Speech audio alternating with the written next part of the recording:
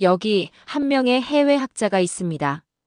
새로운 유물 발굴 소식이 들리면 가장 먼저 현장으로 향하던 연구자. 케임브리지와 더럼 대학에서 활동하며 동아시아 고고학을 깊이 파고든 학자, 지나 리 반스 교수입니다. 그녀는 중국과 요하 일대에서 출토된 수많은 유물을 분석하며 기존 상식에 의문을 던졌습니다. 문명은 정말 중국 한 곳에서 시작되어 주변으로 퍼져나간 것일까? 우리가 당연하다고 믿어온 그 오래된 이야기가 어쩌면 완전한 진실이 아닐 수도 있다는 것입니다. 그렇다면 그녀는 도대체 어떤 증거를 보고 이 놀라운 결론에 도달했을까요? 지금부터 그 이야기를 시작해 보겠습니다. 여러분, 혹시 이런 생각 해보신 적 있으신가요? 문명의 시작은 도대체 어디서부터였을까? 기원전 4000년경 중국 황하 유역에 정착한 사람들. 진흙으로 만든 붉은색 톡이 소박한 공동체. 이른바 황하 문명의 양사오 문화. 우리는 그렇게 배웠죠. 여기가 문명의 시작이다. 그런데 정말 그게 전부였을까요? 너무 매끈하고 너무 잘 짜여진 이야기 같지 않으신가요? 지도를 보시면 양사오 문화는 낮고 안정적인 그릇 형태입니다. 그런데 동쪽의 다오웬커 문화로 가면 분위기가 달라집니다. 높은 굽다리, 속이 빈 받침, 구멍을 뚫은 구조. 그리고 이 형태는 훗날 한반도 삼국시대 토기를 떠올리게 합니다. 우리는 이 부분에서 어떤 판단을 해야 할까요? 지금부터 제가 들려드릴 이야기는 그 잘 짜여진 역사의 퍼즐 위에 조용히 질문 하나를 얹은 한 사람의 이야기입니다. 케임브리지 대학의 지나 리 반스. 그녀는 어느 날 이런 질문을 스스로에게 던지게 됩니다. 왜 우리는 문명의 시작이 황하라고만 믿고 있는 걸까? 혹시 전혀 다른 방식으로 문명이 시작된 곳도 있는 건 아닐까? 그 질문은 단순한 호기심이었지만 그녀의 인생을 송두리째 바꿔놓습니다. 그녀는 연구실을 떠났습니다. 비행기를 수십 번 타고 먼지 날리는 유적지들을 다니기 시작했어요. 중국으로, 일본으로, 한국으로. 오랜 세월 묻혀있던 유물 조각을 손으로 직접 닦아내며 그 의미를 하나씩 해석해 갔습니다. 그리고 마침내 그녀는 발견하게 됩니다. 양사오 문화의 붉은 토기와는 전혀 다른 유물들. 검은 윤기가 흐르는 다오웬커 문화의 흑도 토기. 장례 의식에만 사용되었던 양주 문화의 정교한 옥기들. 그녀는 말합니다. 이건 단순한 기술 발전이 아니에요. 애초에 사고방식이 달랐어요. 다오웬커 사람들은 토기를 단순히 쓰려고 만든 게 아니라 존재를 표현하려고 한 거예요. 그녀의 눈에는 보였던 겁니다. 우리가 놓치고 있던 문명의 흔적들. 그리고 그 흔적 중 일부는 놀랍게도 한반도에도 존재했어요. 지도를 보시면 홍산 문화의 삼족 토기가 보입니다. 그리고 동쪽의 다오웬커 문화에서는 비슷한 구조의 삼족 토기가 등장합니다. 흥미로운 점은 이런 조형 감각이 훗날 백제 토기를 떠올리게 한다는 것입니다. 더 주목할 부분은 황하 중류의 양사오 문화입니다. 양사오 문화에서는 의례성을 강하게 띠는 삼족 토기는 거의 나타나지 않습니다. 즉, 같은 시대권 안에서도 문화의 상징과 표현 방식은 서로 달랐던 것입니다. 여기 이 흑층에서 검은 토기 조각이 나왔어요. 그날 그녀의 눈을 사로잡은 건 바로 다오웬커 문화의 흑도. 빛을 머금은 듯한 검은 표면, 정교하게 다듬어진 선, 그리고 단순한 생활용기라 보기 어려운 압도적인 존재감. 그 유물은 황하 문명 양사오 문화의 붉은 토기와는 너무도 달랐습니다. 단지 색이 다른 게 아니에요. 이건 세계관이 달라요. 그녀는 손에 든 조각을 바라보며 속삭이듯 말했어요. 황하 문명 양사오 문화의 토기는 실용적이었습니다. 밥을 담고 물을 길어 먹는 데 쓰였죠. 그런데 다오웬커 문화의 이 흑도 토기는 대부분 무덤에서 나왔습니다. 제사용으로 의식용으로만 사용했습니다. 그리고 요하 유역의 고조선 영역에서도 흑도가 출토되었습니다. 그녀는 작은 메모장을 꺼내 적습니다. 이건 생활의 흔적이 아니라 정신과 재래의식의 흔적이다. 며칠 뒤 그녀는 양쯔강 하류의 양주문화 유적지로 향합니다. 이번엔 정교한 옥기들이 그녀를 기다리고 있었어요. 그 옥기들은 단지 장식이 아니었습니다. 계획적으로 정렬된 무덤, 거대한 재단, 사라진 문명의 기호들이 그녀 앞에 모습을 드러냅니다. 현장 연구자에게 물었죠. 이 유물들, 정말 황하 문명에서 비롯된 게 맞을까요? 잠시 침묵이 흘렀고 연구자는 살짝 웃으며 말했습니다. 솔직히, 우리도 아직 단정 못해요. 그 말이 진아의 마음에 불을 지폈어요. 문명은 선형적으로 발전한다는 고정관념이 흔들리기 시작했죠. 도서관 한켠, 그녀는 수십 편의 논문을 넘기던 중 이런 문장을 만납니다. 동아시아 문명의 형성은 하나의 중심이 아니라 다수의 문화가 얽히고 부딪히는 흐름이었다. 그녀는 그 문장을 몇 번이나 되뇌며 중얼거립니다. 맞아, 문명은 나무가 아니라 숲이야. 한 줄기로만 자라는 게 아니라 곳곳에서 싹이 터서 서로 영향을 주고받는 그런 숲.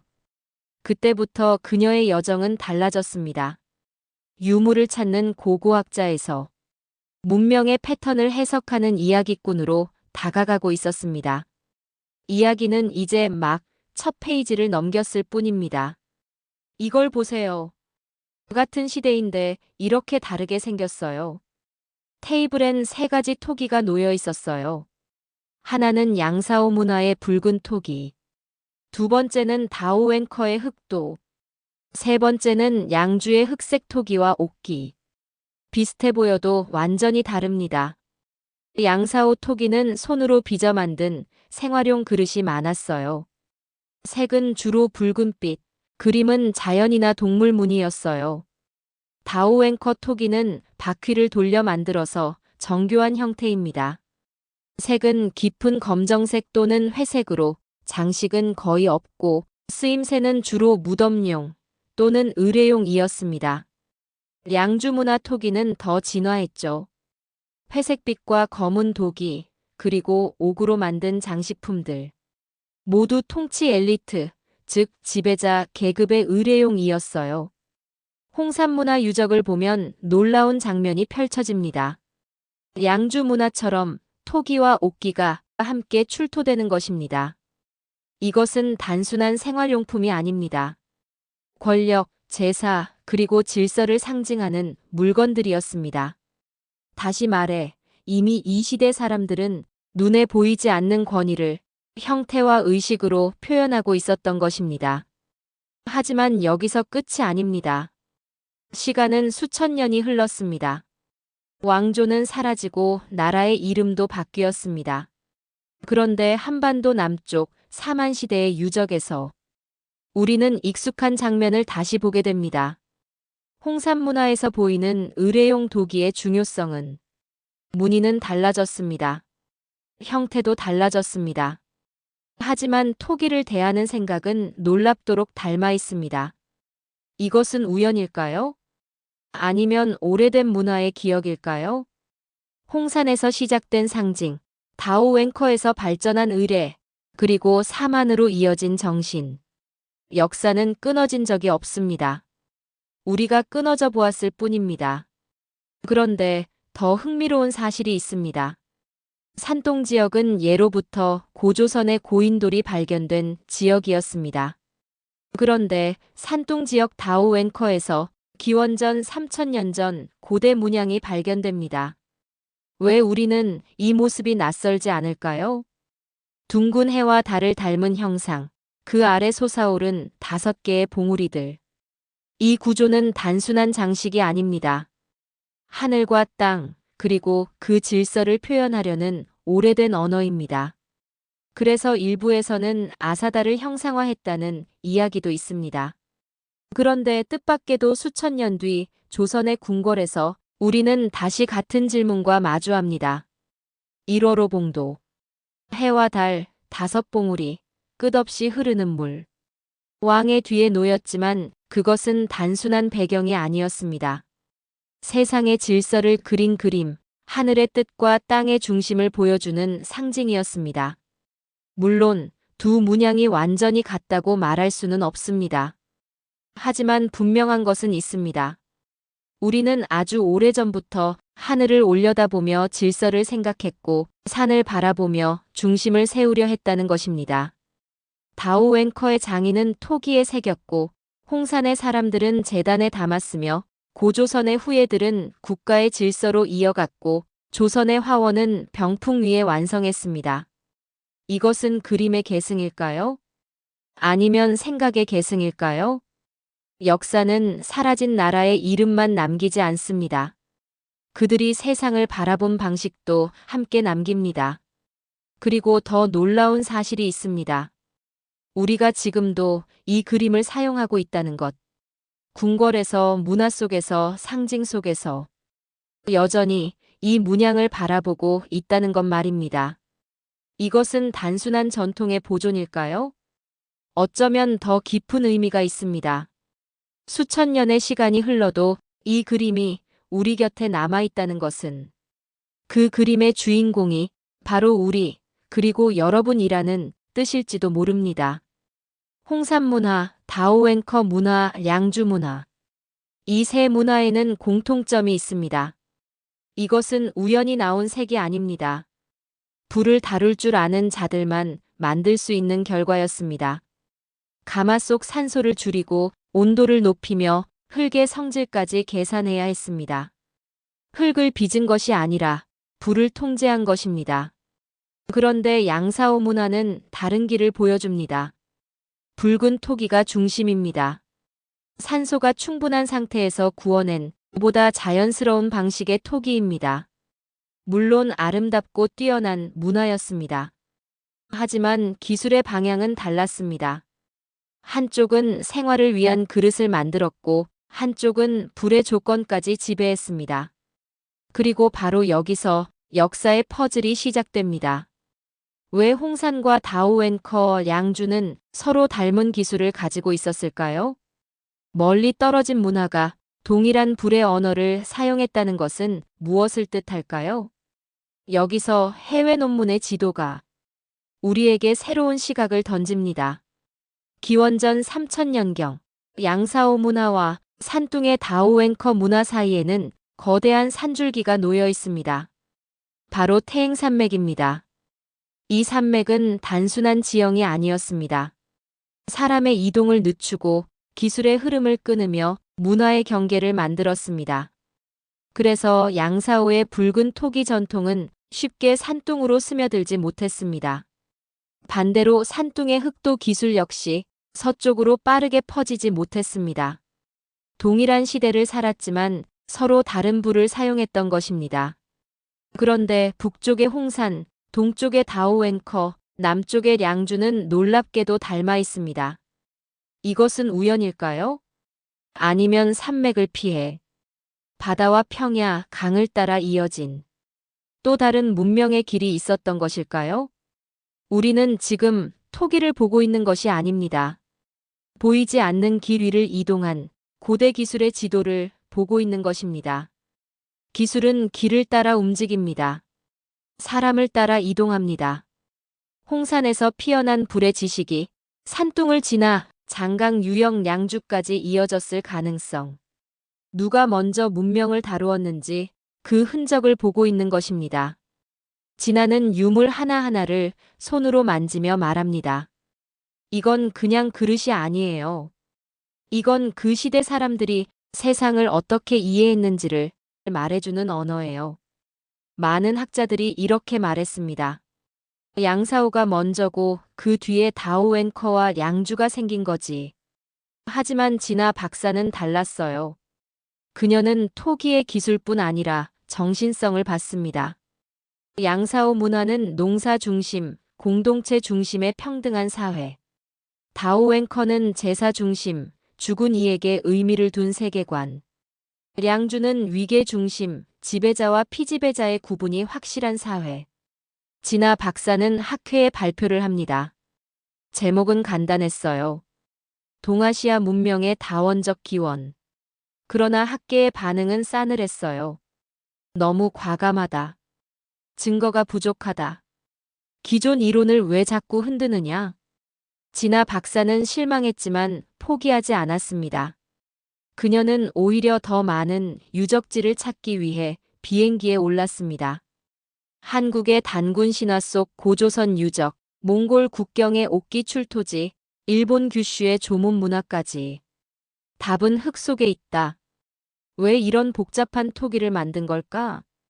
왜 농사도 아닌데 제사에 이렇게 정성을 쏟았을까? 왜 동시에 다른 형태의 문명이 만들어졌을까? 이 토기들은요, 단순한 그릇이 아닙니다. 이건 그 시대 사람들의 정신, 사회 구조, 신념까지 담긴 기록입니다. 뜻밖의 소식을 듣습니다. 요하 지역 라이오닝성 박물관에서 한중일 고대 청동기 전시회가 열린다는 소식이었습니다. 가슴이 뛰었습니다. 혹시 이곳에서 요하 문명의 진실을 볼 수 있을지 모른다는 기대 때문이었습니다. 그런데 전시장의 설명문 앞에서 발걸음이 멈추고 말았습니다. 청동기는 상나라에서 요하 지역으로 전파되며 발전했다. 순간 이상했습니다. 정말 요하의 청동기는 상나라가 전해준 기술이었을까요? 하지만 출토된 유물들은 전혀 다른 이야기를 하고 있었습니다.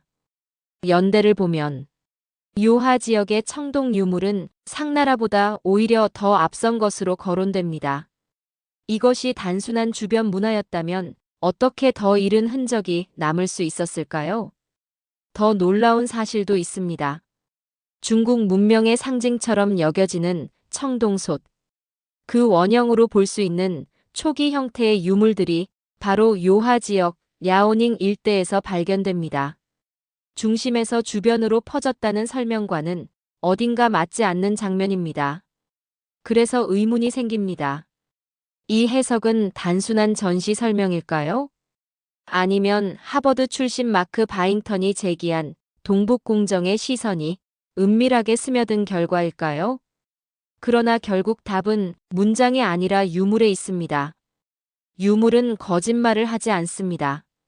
청동기는 시간이 흐를수록 달라집니다. 거칠던 형태는 정교해지고 단순한 도구는 권위를 상징하는 재기로 바뀝니다. 문양은 복잡해지고 기술은 깊어집니다. 그리고 만주와 한반도 곳곳에서 발견된 청동기 거푸집. 이건 결정적인 증거입니다. 완성품만 들여온 지역이라면 거푸집은 필요 없습니다. 거푸집이 나왔다는 것은 그곳에 장인이 있었다는 뜻입니다. 불을 다루는 기술이 있었다는 뜻입니다. 직접 만들고 직접 발전시켰다는 뜻입니다. 즉, 소비지가 아니라 생산지, 변방이 아니라 하나의 중심이었다는 이야기입니다. 출토 시기와 거푸집, 기술의 발전 단계와 청동솥의 계보, 이 모든 퍼즐이 하나로 이어질 때 우리는 놀라운 질문 앞에 서게 됩니다. 청동기의 시작은 정말 중국이었을까요? 기록은 승자의 손에 남았지만 유물은 사라진 진실을 기억하고 있습니다. 그리고 그 진실은 지금도 요하와 만주 그리고 한반도를 가리키고 있습니다. 우리가 배운 역사는 완성본이 아닐지도 모릅니다. 어쩌면 이제야 첫 장을 다시 펼치는 것인지도 모릅니다. 그녀는 마침내 자신이 오랫동안 찾아 헤매던 퍼즐 조각들이 거의 다 맞춰졌다는 걸 느낍니다. 저마다 다른 무늬를 지닌 토기들. 서로 다른 흙으로 빚어졌고 빛깔도 모양도 모두 달랐습니다. 하지만 그 안에는 놀라울 만큼 같은 마음이 담겨 있었습니다. 우리는 누구인가? 우리는 어디서 왔는가? 우리는 무엇을 기억해야 하는가?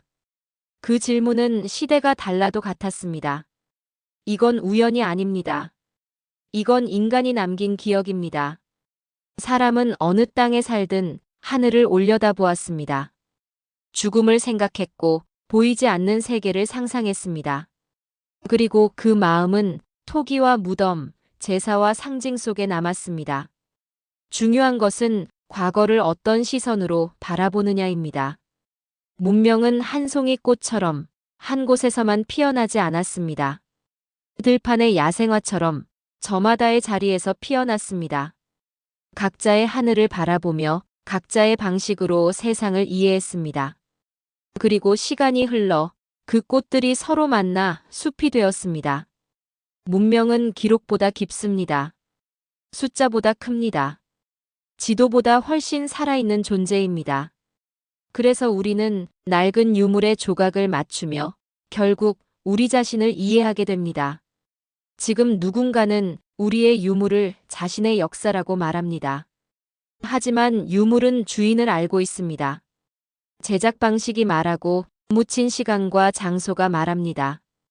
억지로 이름을 바꿀 수는 있어도 태어난 뿌리까지 바꿀 수는 없습니다. 수천 년을 지나 잊힌 유물 하나가 오늘의 우리에게 조용히 말합니다. 나는 여기 있었다. 너와 다르지 않은 마음으로 세상을 바라보고 있었다. 오늘도 우리는 그 문명의 조각들 속에서 사람을 보고 이야기를 듣고 조금 더 깊이 깨닫게 됩니다. 역사는 빼앗는 자의 것이 아니라 끝까지 기억하는 자의 것입니다. 감사합니다.